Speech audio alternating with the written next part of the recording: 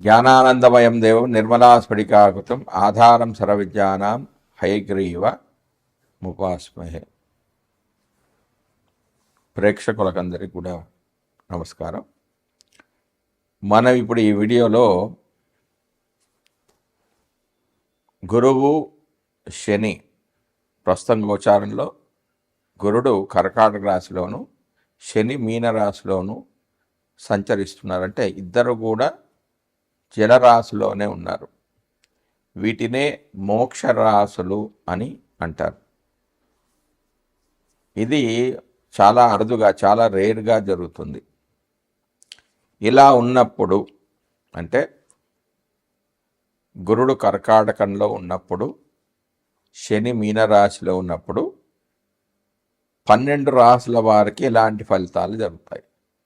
ఇక్కడ రాశి అంటే చంద్రుడున్న రాశి కాదు, గురుడు ఉన్న రాశి. అంటే గురుడు మేషరాశిలో ఉంటే ఎలాంటి ఫలితాలు జరుగుతాయి, గురుడు వృషభ రాశిలో ఉంటే ఎలాంటి ఫలితాలు జరుగుతాయి, మిథునంలో ఉంటే గురుడు. మరియు రవి నుంచి కేతువు వరకు గ్రహాలు ఎక్కడుండాలి? వాళ్ళ జన్మజాతకంలో కర్కాటకంలో కానీ మీనరాశిలో కానీ ఉన్నప్పుడు మాత్రమే ఈ ఫలితాలు జరుగుతాయి. అంటే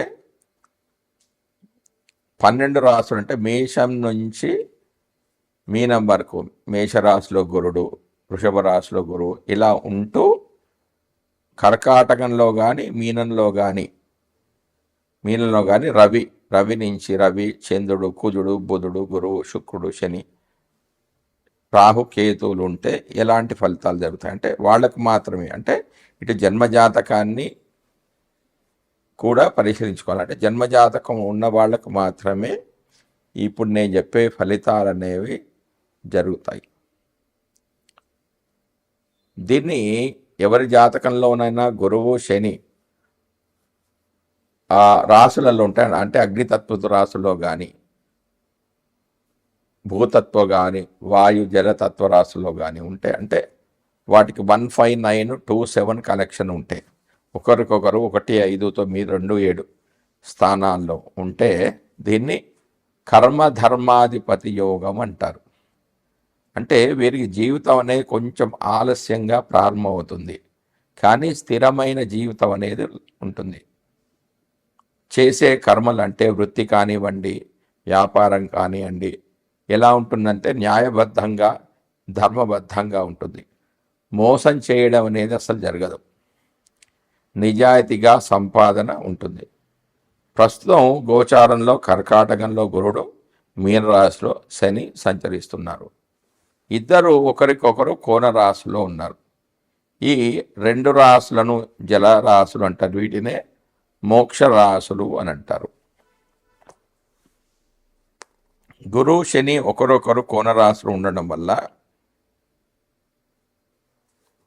మేషాది వృశ్చిక రాశుల వారికి, అంటే ఇక్కడ చంద్రుడిని తీసుకోకండి, చంద్రుడిని రాశి తీసుకోకండి.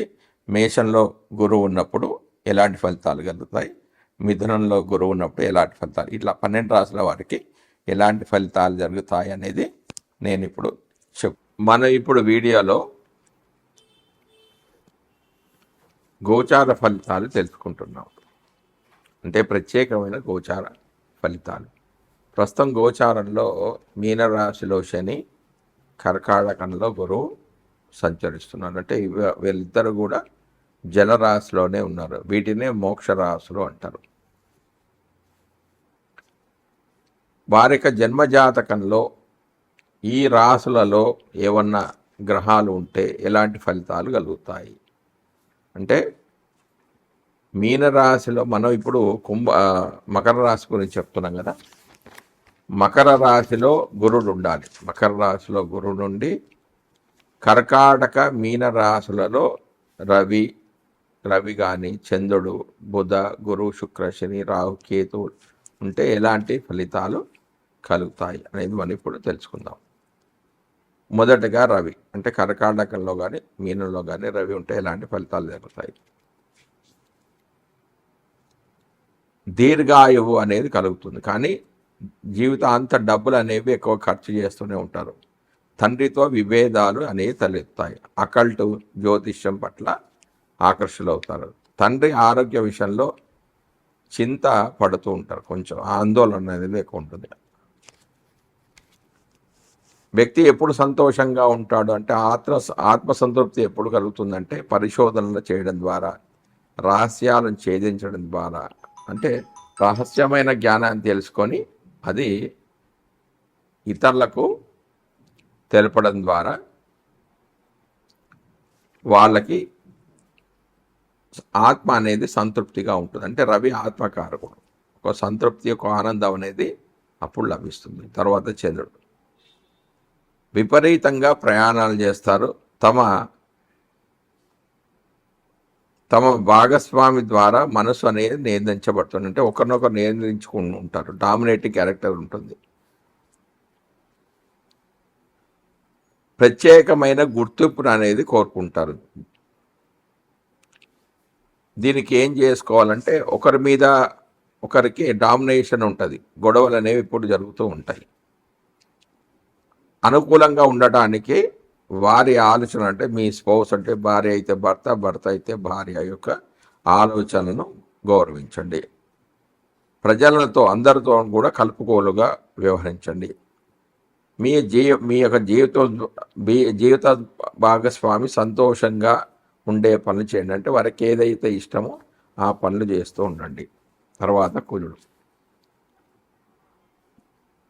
ఇంట్లో వాతావరణం అంతా అనుకూలంగా ఉండదు. తల్లికి అనారోగ్య సమస్యలు రావచ్చు, మానసికమైన అశాంతి ఉంటుంది, కుటుంబ సభ్యులతో వాదనకు దిగడం జరుగుతుంది, కష్టపడతారు, విలువైన వస్తువులను కొంటారు.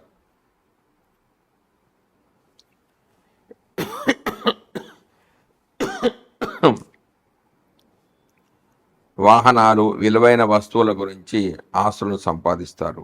కొన్ని కారణాల ద్వారా ఇంటికి దూరం అయ్యే అవకాశం అనేది ఉంది. వ్యాపారం, వృత్తుల ద్వారా ఆదాయం, తర్వాత ఖర్చులు రావడం జరుగుతుంది. అంటే డబ్బులు సంపాదిస్తారు మరియు వెంటనే డబ్బులు ఖర్చు కూడా చేస్తూ ఉంటారు. తర్వాత బుధుడు స్కిన్ అలర్జీస్ రావడం, ఆందోళనకు గురి కావడం, జ్ఞాపశక్తి తగ్గడం లాంటివి జరుగుతాయి. విదేశాలకు, దూర ప్రాంతాలకు విద్యాభ్యాసం చేయడానికి వెళ్తారు. లా, ఆడిటింగ్ రంగాల వారికి శుభ ఫలితాలు అనేవి కలుగుతాయి, మంచి ఫలితాలు కలుగుతాయి. మామగారికి పేరు ప్రఖ్యాతులు లభిస్తాయి. ఇతరులకు ఉచిత సలహాలు ఇవ్వకండి, అంటే వాళ్ళు అడగకుండానే సలహాలు అనేవి ఇవ్వకండి, మీరు మీ యొక్క విలువను కోల్పోతారు. తర్వాత గురుడు మంచి వ్యక్తిగా రాణిస్తారు. సోదరుల సహకారం లభిస్తుంది. చిన్న చిన్న ప్రయాణాలు చేస్తారు, పూజలు పునస్కారాలు చేస్తారు, దాన ధర్మాలకై డబ్బులను ఖర్చు చేస్తారు. విదేశీ ప్రయాణాలు కూడా ఉంటాయి, అవి కూడా లాభిస్తాయి. తర్వాత శుక్రుడు బోధన ద్వారా, అంటే టీచింగ్ ద్వారా ఆదాయం అనేది లభిస్తుంది. వినోద కార్యక్రమాలు, యూట్యూబ్, ఆన్లైన్ బిజినెస్ ద్వారా ఆదాయం అనేది లభిస్తుంది. Luxury goods, fashion vehicles, entertainment ద్వారా ఆదాయం అనేది లభిస్తుంది. ఈ వ్యాపారం చేయడం ద్వారా ఆదాయం లభిస్తుంది. సంతాన మూలకంగా చాలా ఆనందంగా ఉంటారు. ఇక శని అనుకున్న పనులు చాలా నెమ్మదిగా సాగుతుంటాయి. పనులు వాటికవే వాయిదా పడడం లేదా వాయిదా వేసుకోవడం, నెమ్మదిగా పనులు అనేవి జరగడము, శ్రద్ధ అనేది లోపించడం జరుగుతుంది. మాట అనేది చాలా కటువుగా ఉండడం, అధికంగా డబ్బులు ఖర్చు కావడం అనేది జరుగుతుంది. కుటుంబ సభ్యులతో గొడవలు జరగడం అనేది కూడా జరిగే అవకాశం ఉంది. ఇక రాహు ఆర్థికపరమైన నష్టాలన్నీ కలుగుతాయి. దౌత్యపరమైన ప్రసంగం ఉంటుంది. ఇతరులను అంటే ప్రలోభ పెట్టే ప్రసంగాలు ఉంటాయి. ఆకస్మిక లాభాలు కూడా కలగవచ్చు. త్వరితగతిన సంపదలు రావాలి, అనుకోకుండా డబ్బులు రావాలి అనే కోరిక, వ్యామోహం అనేది కూడా పేరుకుంటుంది. తర్వాత కేతు ఆయుర్దాయం అనేది చాలా తక్కువగా ఉంటుంది. విద్యుత్ షాకు, సర్జరీసు జరగడం, పనులలో అడ్డంకులు రావడం అనేది కూడా జరిగే అవకాశం ఉంది. జై శ్రీమన్నారాయణ.